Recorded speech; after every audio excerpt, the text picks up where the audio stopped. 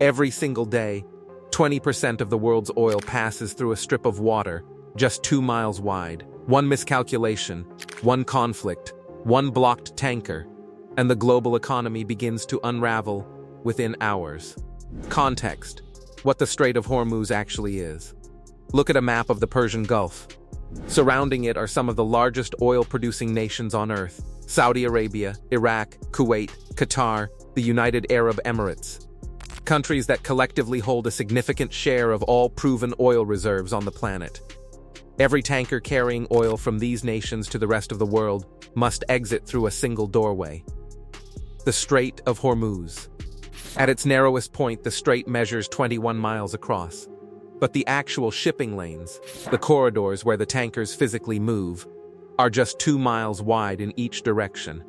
Through that combined 4-mile channel, approximately 20 million barrels of oil flow every day. That is roughly 1/5 of all global oil consumption.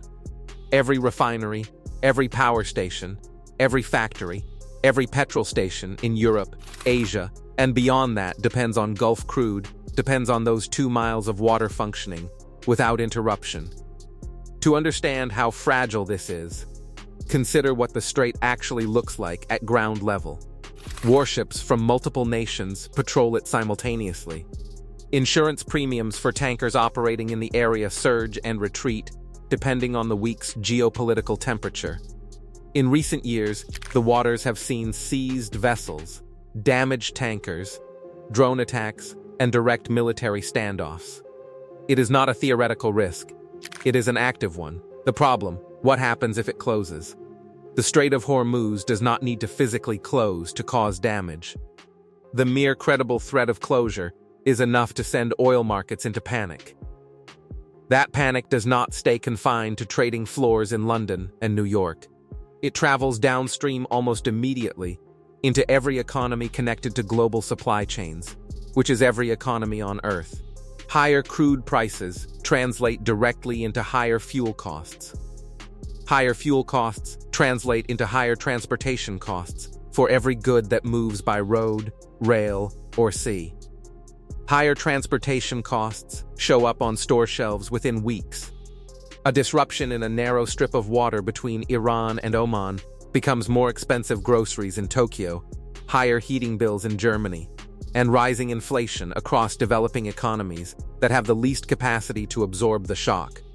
The countries most exposed are not the oil producers. They have the product. The countries most exposed are the large importers with no domestic energy buffer. Japan imports roughly 90% of its oil through the strait.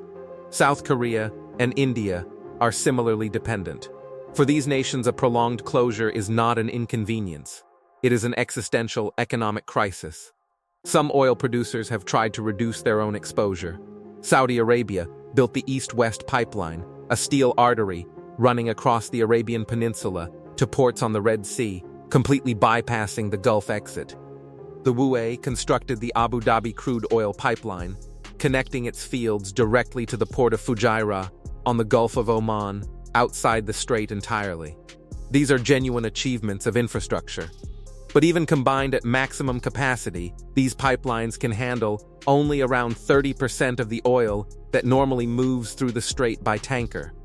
The other 70% still depends on those 2 miles of contested water. The pipelines are a pressure valve, not a solution. Escalation, the geography of vulnerability. At the northern tip of Oman sits a rugged finger of land called the Musandam Peninsula. It juts directly into the Strait of Hormuz like a mountain fortress pushed into the water. And when engineers began staring at maps of the region looking for an alternative route, they noticed something. In several places across the Musandam Peninsula, the distance between the Persian Gulf and the open Gulf of Oman is surprisingly short, a few dozen miles in some locations. 2 bodies of water separated by a narrow strip of land. The idea that emerged is conceptually simple. Dig a canal straight through the peninsula. Tankers leaving the Persian Gulf could enter the canal, bypass the Strait of Hormuz entirely, and emerge directly into the open ocean. The geopolitical choke point would be circumvented. The leverage Iran holds over global energy flows would be neutralized. the world's most dangerous shipping bottleneck would become strategically irrelevant. On a flat map, it looks like an elegant solution. But the Musandam Peninsula is not a flat map. It is the Hajar Mountains, one of the most geologically complex and physically demanding terrains in the entire Middle East. Jagged limestone peaks rise dramatically from the coastline, reaching altitudes above 2,000 meters. The rock is ancient hardened ocean floor, compressed over millions of years into some of the densest material an engineer could encounter. This is not desert sand to be dredged. This is mountain range to be blasted. Insight, the $100 billion canal plan. The ships that carry Gulf oil are among the largest vessels ever constructed.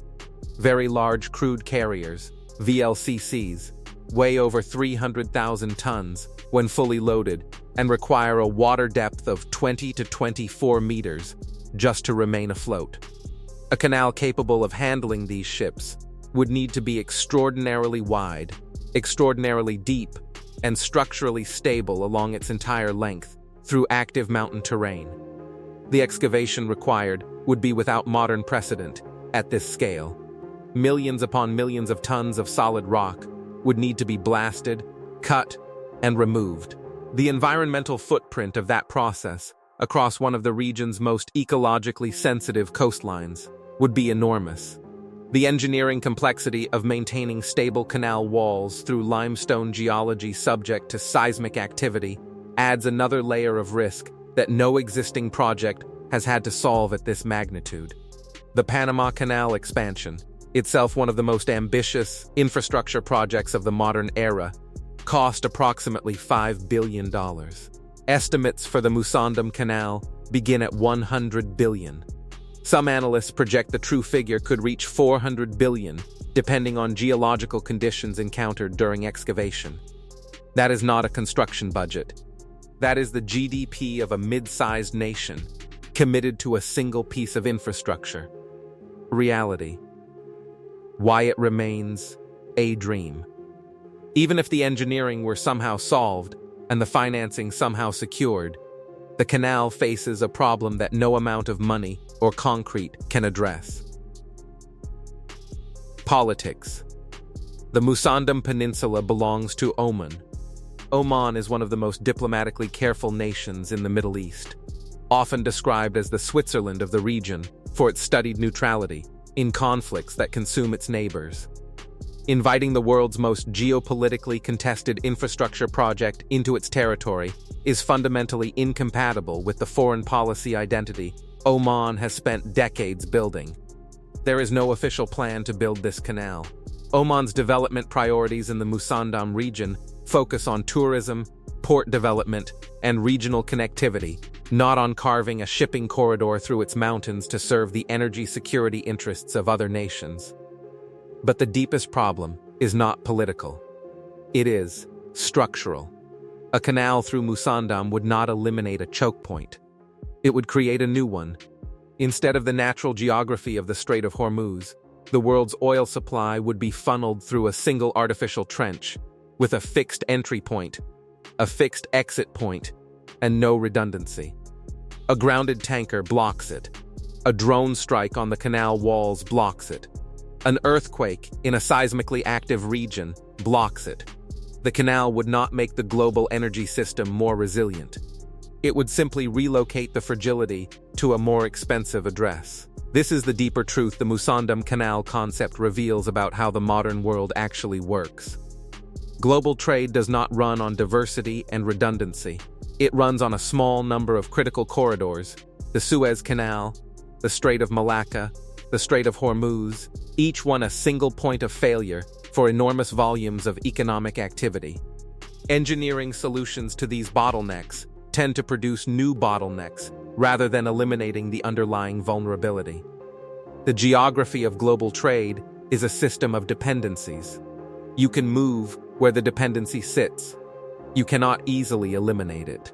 20% of the world's oil, 2 miles of water, $100 billion, and a mountain range standing between the idea and the reality.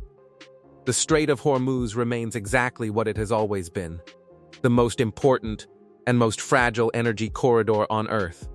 And as long as the world depends on it, the canal through Musandam will keep appearing on maps as the dream of anyone who has ever looked at a choke point and wondered if geography itself could be redesigned. Drop a comment telling us whether you think the canal will ever be built.